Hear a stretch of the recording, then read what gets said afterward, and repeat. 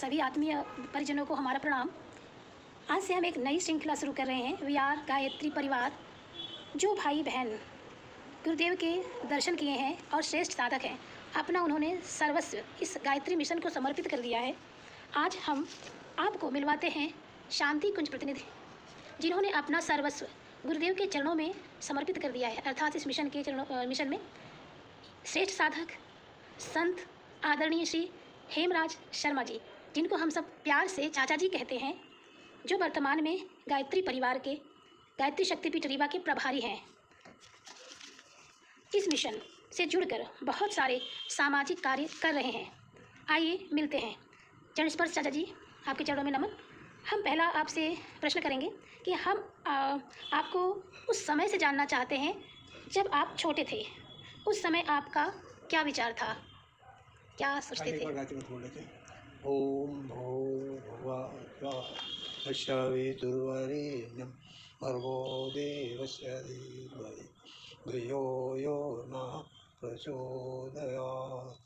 आपके प्रश्न का उत्तर देने के पहले मैं बता दूं कि बचपन में मेरा कोई विशेष ऐसा नहीं था। सामान्य बालक के रूप में मैं रहा और सामान्य प्रथम और द्वितीय क्लास का विद्यार्थी भी रहा। कभी प्रथम आया, कभी द्वितीय आया।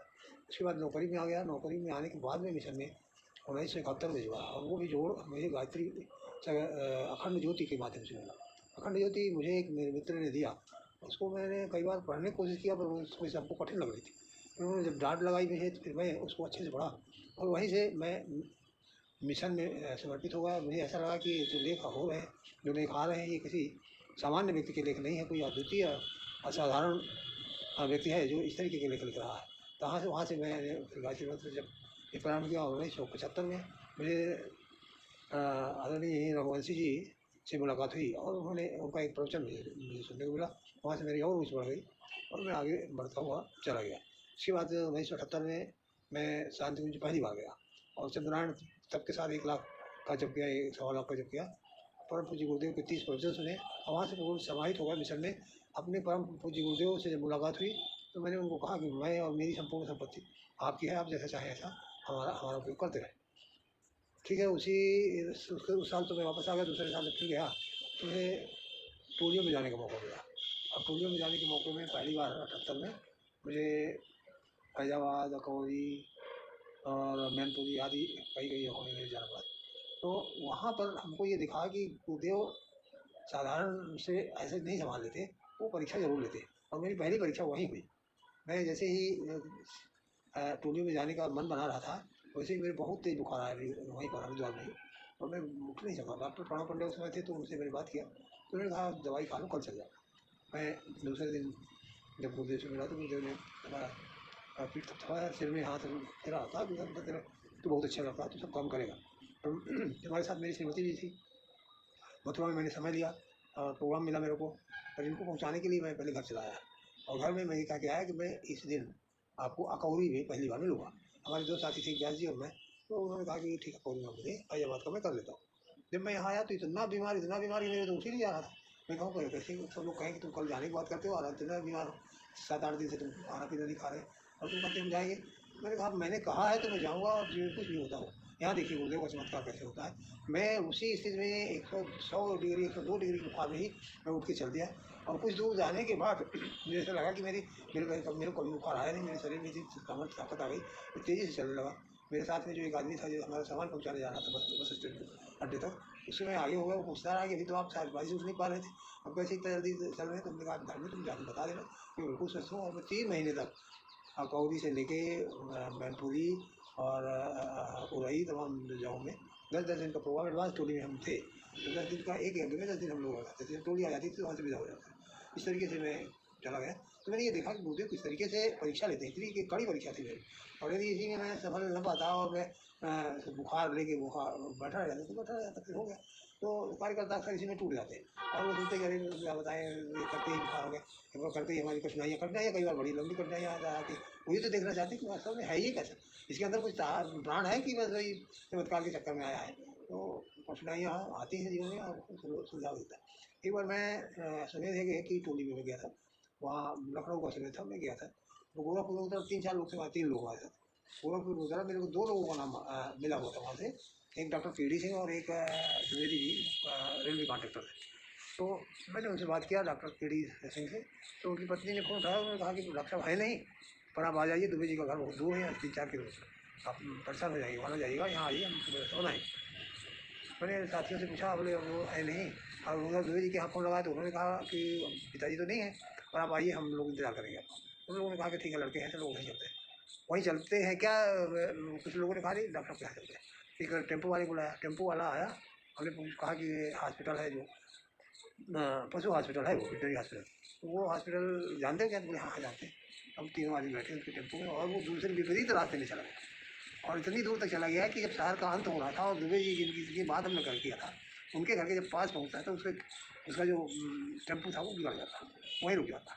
और बनाने लगा, पानी बरस रहा था, थोड़ा उतरा, देखा तो एक सीधे आदमी मोटरसाइकिल का फोकस मेरे ऊपर पड़ा, वो भोग गया है। बोला मैं तो आज गया था सत्संग में, रात भर रहना था, पर पता नहीं कैसे चल दिया। हम रोज बताइए भाई साहब आप कहाँ से कैसे, पूरी बात बताई।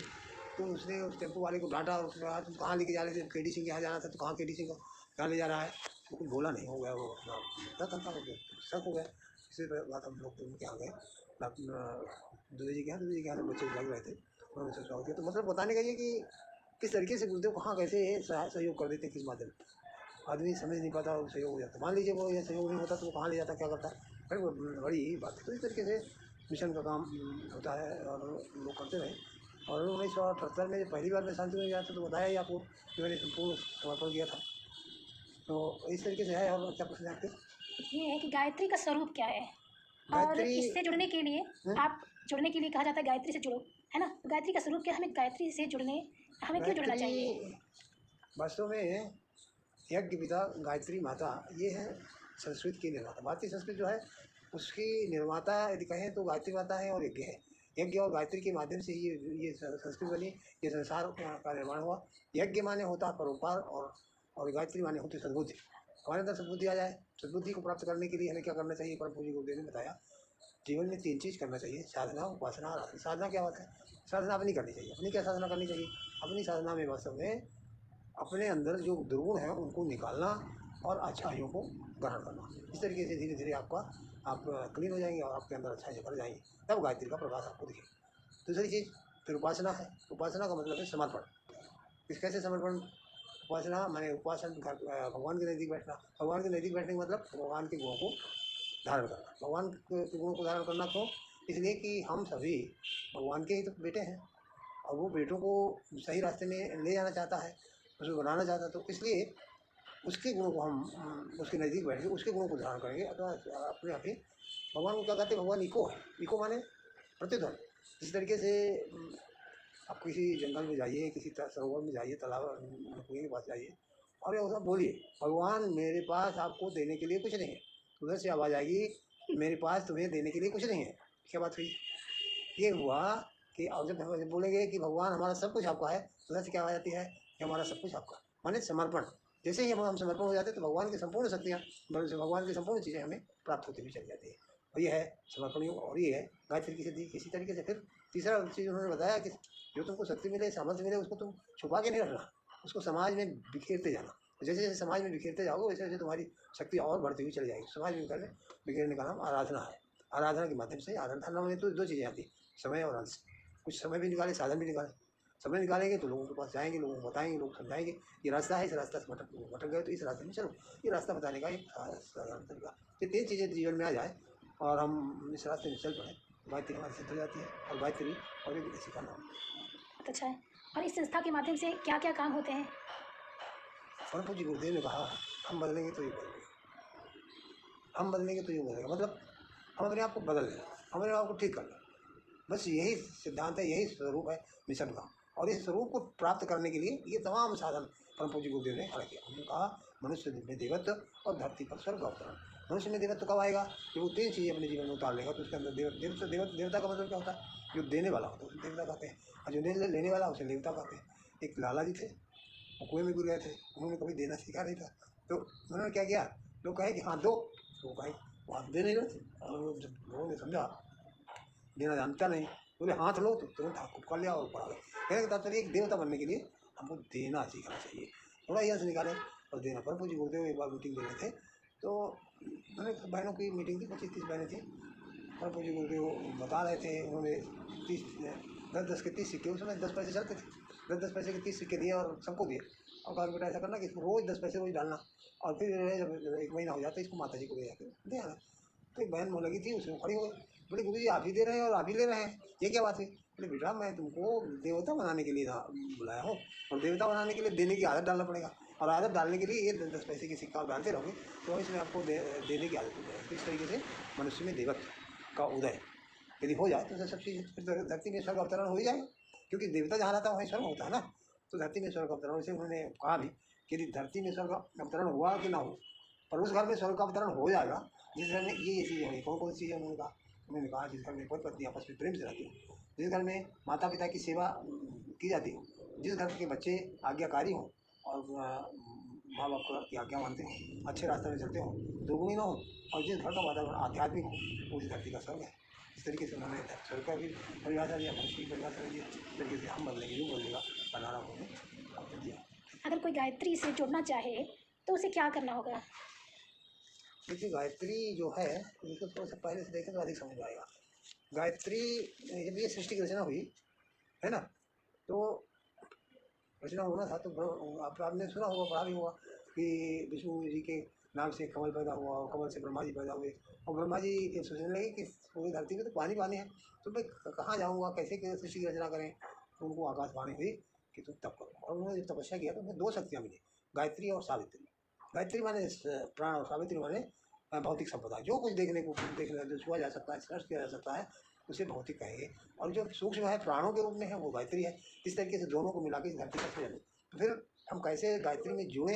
हम तो ऑलरेडी गायत्री में जुड़े हुए हैं, हमारे अंदर ऑलरेडी गायत्री है। अब रही बात गायत्री परिवार की, तो गायत्री परिवार एक ऐसे मर्जीवरों का संगठन है जो कि दुनिया में गुरुदेव के विचारों को लाना चाहता और लोगों में स्वर्गीय वातावरण पैदा करना चाहता। उसके लिए उसको शपथ लेना पड़ता, संकल्प लेना पड़ता और किसी को से कुछ करे चाहे ना करे, अपने आप अकेले भी चल सकता है लोगों को दिशा देने के लिए। वो गायत्री परिवार में जुड़ गया। गुरुदेव के साहित्य है, 32 पुस्तकें उन्होंने लिखा, 4 वेद, 18 पुराण, ब्राह्मण, अरण्यक, स्मृति का सरल हिंदी में भाष्य कर दिया।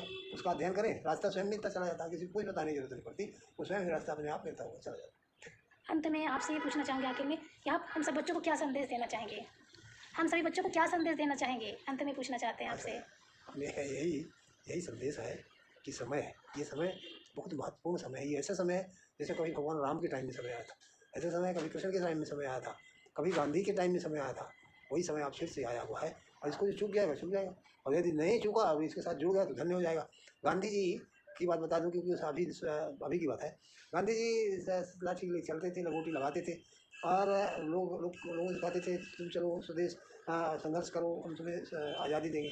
तो लोग जानते क्या कहते थे? लोग कहते अरे लंगोटिया यार ये क्या क्या करेगा, इसके तन में ठीक से कपड़ा नहीं है, लाठी नहीं चलता है, इसके शरीर में दम नहीं है और ये इतने बड़े राजा से लड़ना चाहता है जिसके पूरे विश्व में राज्य है अंग्रेजों के, तो ये क्या करेगा? और इसके बावजूद जिन लोगों ने उनकी बात को मानी वो धन्य हो गए। कोई राष्ट्रपति बन गया, कोई प्रधानमंत्री बन गया, कोई मंत्री बन गया, कोई कुछ नहीं बना तो सांसद विधायक तो बन ही गया, उतना भी नहीं बना तो तमाम एक से एक बड़ी उपलब्धियाँ उसके जीवन में चलती हुई चली गई। जो उनसे जुड़ गया, जो उनसे नहीं जुड़ा बस वही लंगोटिया यार कहता रहा तो वो रह गया, वो आज भटक रहे। तो इस तरीके से आज का समय ऐसा है कि समय में जितना जल्दी हो सके हम जुड़ जाएँ और उनके साथ उनके विचारों से को फैलाने के लिए और स्वयं उनके विचारों पर चलने के लिए आवाज़। बहुत बहुत धन्यवाद, आपने समय दिया।